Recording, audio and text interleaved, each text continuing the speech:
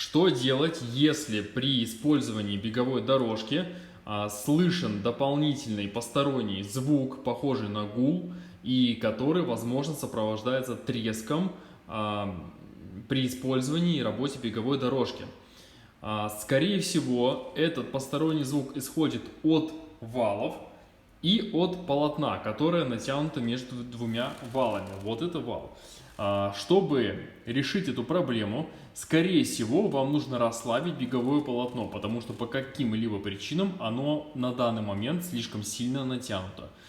Чтобы расслабить беговое полотно, мы берем шестигранный ключ, который есть в комплекте с каждой беговой дорожкой, всовываем в левый бортик, вот так вот, беговая дорожка не работает, и поворачиваем против часовой стрелки на 2 поворота. То же самое делаем и с правым бортиком. Засовываем и поворачиваем против часовой стрелки на 2 поворота. И пробуем включить беговую дорожку. Проблема должна решиться. Если при этом беговое полотно расслабится достаточно сильно, то вы всегда можете его натянуть, сделая обратное движение.